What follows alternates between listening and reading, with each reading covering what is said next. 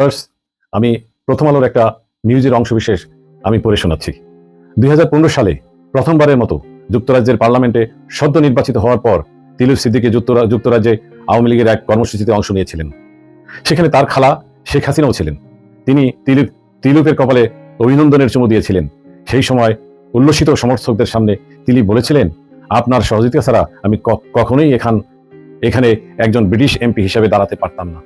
তাহলে বুঝেন কার সহযোগিতায় সে ওখানকার এমপি হয়েছিল।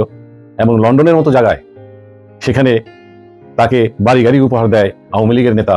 এই টাকা কোত্থেকে আসে? এই টাকা সমস্ত টাকাই বাংলাদেশ থেকে নেওয়া হয়েছিল। একটা দুর্নীতির মাধ্যমে এই টাকা নিয়ে তাকে বাড়ি উপহার দেওয়া হয়েছিল।